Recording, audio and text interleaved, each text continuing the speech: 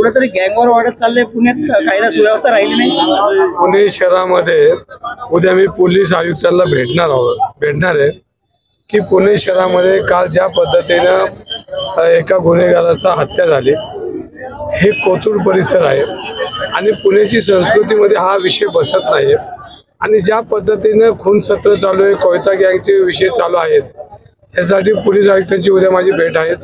आणि याच्यामध्ये भारतीय जनता पार्टीचे जे प्रमुख त्या ठिकाणी पालकमंत्री आहेत चंद्रकांतदादा पाटील, त्यांच्या मतदारसंघामध्ये ही हत्या घडलेली आणि कोथरूडमध्ये जी परिस्थिती आज पुणे शहराच्या कोथरूडमध्ये जी परिस्थिती,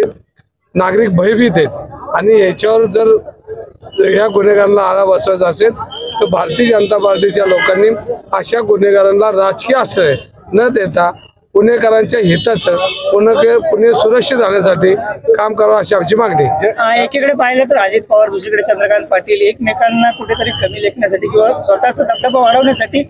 पुण्याचं लक्षात दुर्लक्षित होतं।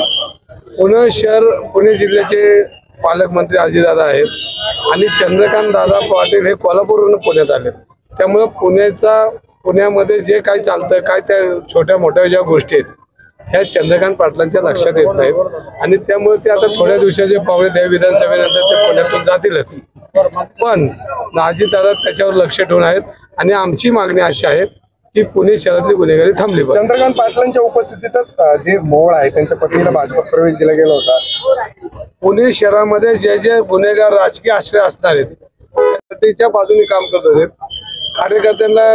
दडपशाही करत होते, त्यांना त्रास देत होते, त्यांना दादागिरी करत होते, ही मागणी मागच्या वेळेलाच केली होती। आजही माझी ही मागणी की भारतीय जनता पार्टीने जे गुन्हेगारांना राजकीय आश्रय दिलेत ते थांबवेत आणि पोलिसांनी कडक कारवाई करावी।